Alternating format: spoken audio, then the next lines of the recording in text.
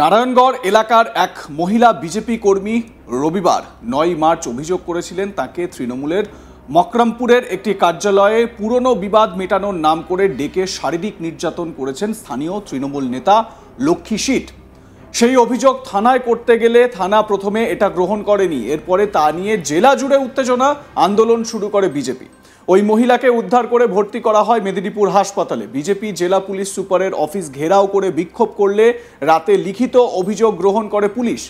অন্যদিকে Medinipur medical college হাসপাতালে ওই মহিলার শারীরিক পরীক্ষার পরে সোমবার 10ই মার্চ মেডিকেল কলেজ কর্তৃপক্ষ জানিয়ে দেয় শারীরিক নির্যাতনের কোনো প্রমাণ পাওয়া যায়নি। ততক্ষণে যে তৃণমূল নেতার বিরুদ্ধে অভিযোগ করা হয়েছিল তিনি পাল্টা অভিযোগ দায়ের করেছেন নারায়ণগড় থানায়।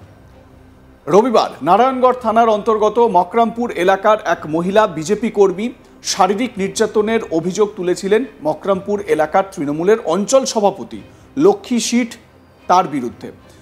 ওই মহিলা ও তার স্বামী এমনটাই অভিযোগ করেছিলেন। স্বামীর অভিযোগ ছিল, আমরা বিজেপি কর্মী হওয়াতে আমাদেরকে নানা রকম কটূক্তি অত্যাচার সহ্য করতে হতো। রবিবার আমাদের পুরনো একটি বিবাদের মীমাংসা করার নাম করে আমার স্ত্রীকে অঞ্চল তৃণমূল কার্যালয়ে ডেকেছিলেন তৃণমূল নেতা লক্ষ্মী সিট। সেখানে পরে লোক মারফত খবর পায় আমার স্ত্রীকে শারীরিক নির্যাতন করা হয়েছে। আমি সেখান থেকে অন্যান্যদের সহযোগিতায় আমার স্ত্রীকে অচৈতন্য অবস্থায় উদ্ধার করে প্রথমে স্থানীয় স্বাস্থ্যকেন্দ্রতে নিয়ে যাই, পরে মেদিনীপুর মেডিকেল কলেজ হাসপাতালে ভর্তি করি। তাকে শারীরিক নির্যাতন করা হয়েছে। এই ঘটনায় পুলিশে অভিযোগ দায়ের করতে গেলে নারায়ণগড় থানা নাকি অভিযোগ প্রথমে গ্রহণই করেনি। বিকেল থেকে জেলা পুলিশ সুপারের অফিস ঘেরাও করে বিক্ষোভ দেখায় বিজেপি নেতাকর্মীরা। রাত পর্যন্ত চলে সেই বিক্ষোভ। পুলিশ পরে অভিযোগ গ্রহণ করে। অন্যদিকে এই ইস্যুকে হাতিয়ার করে বিজেপি নেত্রী অগ্নিমিত্রা পাল মেদিনীপুরে হাজির হন। তিনি জেলা শাসকের দপ্তরের সামনে জেলা বিজেপি কর্মী সমর্থকদের নিয়ে অবরোধ করে বিক্ষোভ শুরু করেন সোমবার দুপুরের পর থেকে। অন্যদিকে ওই মহিলার অভিযোগ মতো মেডিকেল কলেজে শারীরিক পরীক্ষা হয়। দুপুরে মেডিকেল কলেজ কর্তৃপক্ষ পরীক্ষার পর জানিয়ে দেয় শারীরিক নির্যাতনের কোনো প্রমাণই পাওয়া যায়নি। এরপরে অগ্নিমিত্রা পালের মন্তব্য, মেডিকেল রিপোর্ট বিকৃত করা হয়েছে, তৃণমূল নেতাকে বাঁচানোর চেষ্টা হচ্ছে। বিজেপি নেত্রী তথা বিজেপি বিধায়ক অগ্নিমিত্রা পাল কি অভিযোগ করছেন শোনাবো আপনাদের। আমাদের দোষটা কি বলুন? আমাদের মহিলা, আমাদের বোন, তাকে টিএমসির পার্টি অফিসে গিয়ে টিএমসির অঞ্চল সভাপতি, আপনারা কি মনে করেন আমরা কি প্রতিবাদ করব না আমার বোনের জন্য? আজকে বাংলার মেয়েদের জন্য কি আমরা প্রতিবাদ করব না?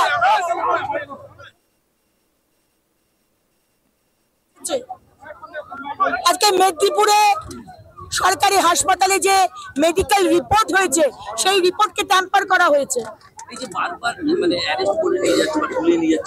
তারা প্রতিবাদকে দমাতে চাইছে, কিন্তু তারা বুঝতে পারছে না যে প্রতিবাদ এইভাবে দমানো যায় না। আপনি সাময়িকভাবে আমাদেরকে অ্যারেস্ট করতে পারেন, উচ্চ আদালত আছে, আমাদের প্রতিবাদ করার অধিকার আমাদের সংবিধান দিয়েছেন, ডক্টর বি.আর. আম্বেদকর জি দিয়েছেন। আমরা আমাদের শুধু দাবি লক্ষ্মী সিটকে অ্যারেস্ট করা হোক। আমাদের এটাই একটাই দাবি, লক্ষ্মী সিট তৃণমূলের অঞ্চল সভাপতি যে আমার বোনকে অ্যারেস্ট করা হোক। তাকে আপনারা অ্যারেস্ট না করে তাকে আপনারা আড়াল করে রেখেছেন কেন? কেন আপনারা সব সময়তে মুখ্যমন্ত্রী মমতা বন্দ্যোপাধ্যায় ক্রিমিনালদের আড়াল করেন? কেন কেন আড়াল করতে চেষ্টা করেন? কেন আমরা প্রশ্ন করতে চাই। এটা কি নতুন কোন কর্মসূচি মমতা ব্যানার্জি নিয়েছেন? দুয়ারে দুয়ারে পার্টি যে বাংলার মহিলারা টিএমসির পতাকা নেবে না বা চুপ থাকবে না বা প্রতিবাদ করবে, তাদেরকে ভয় দেখানোর জন্য? তাই কি আমি জিজ্ঞেস করতে চাই। পুলিশের ভূমিকা, পুলিশ যে ভূমিকা পালন করে এসেছে, তারা কিন্তু একবারও বলেনি ঠিক আছে আমরা আজকের মধ্যে অ্যারেস্ট করছি। ম্যাডাম আপনি রাস্তা ছেড়ে দিন, আমি আপনাদেরকে কথা দিচ্ছি আমি রাতের মধ্যে 10টার মধ্যে, রাত্রি 10টার মধ্যে আমরা লক্ষ্মী সিটকে অ্যারেস্ট করছি। একবারও কিন্তু বলেনি। তারা কি বলছে? আমরা দেখছি, আমরা ভালো বুঝি, আপনাকে বলতে হবে না, আমরা জানি কি কাজ করতে হয়। লক্ষ্মী সিট তৃণমূলের খুব কাছের। লক্ষ্মী সিট একজন ক্রিমিনাল, অ্যান্টি সোশ্যাল, যে নারায়ণগড়ের যে এমএলএ তার খুব কাছের। যত অ্যান্টি সোশ্যাল কাজ এবং রিগিং, ইলেকশনের সময় যা যা অনৈতিক কাজ, সারা বছর বিজেপির কর্মীদের ভয় দেখানো, অত্যাচার করা, এটাই এই লক্ষ্মী সিট করে।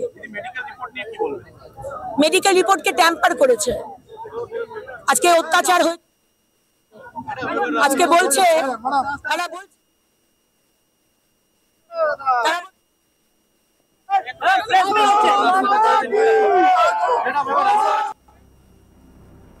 অন্যদিকে লক্ষ্মী সিট তার বিরুদ্ধে ওঠা অভিযোগ সম্পূর্ণ অস্বীকার করেছেন। তিনি পাল্টা অভিযোগ দায়ের করেন ওই মহিলা ও তার স্বামীর বিরুদ্ধে নারায়ণগড় থানায়। তবে তা হলেও বিজেপি এই ইস্যুকে হাতিয়ার করে দুপুরের পর থেকে বিকেল পর্যন্ত তীব্র আন্দোলন চালায় মেদিনীপুর শহরে। পরিস্থিতি সামাল দিতে পুলিশ বেশ কিছুটা বেগ পায়। বিজেপি কর্মী সমর্থককে আটকও করতে হয় পুলিশকে।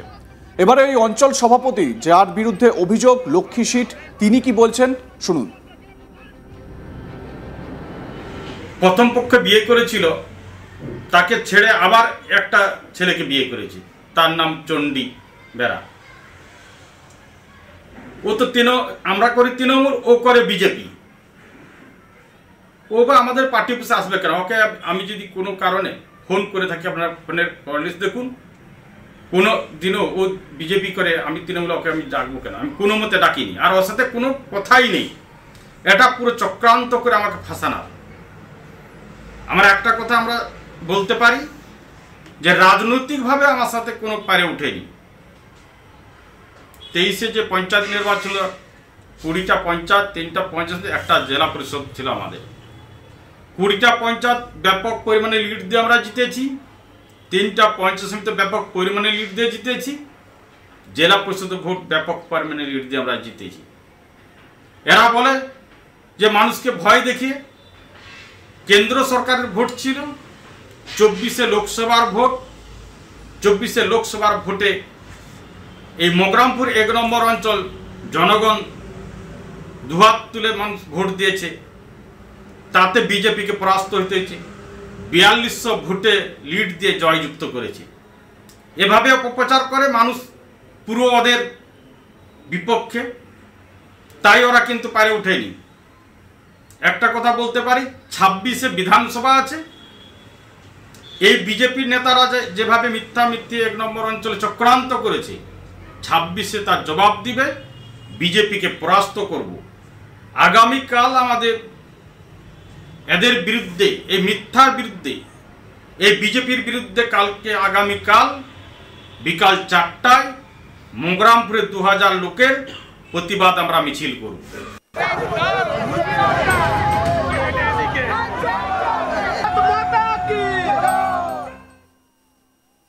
এ বিষয়ে আপনাদের মতামত কি জানাতে ভুলবেন না। দেখতে থাকুন আজ তাক বাংলা। সাবস্ক্রাইব করুন আমাদের ইউটিউব চ্যানেলটি, বেল আইকন প্রেস করুন নোটিফিকেশন পেতে।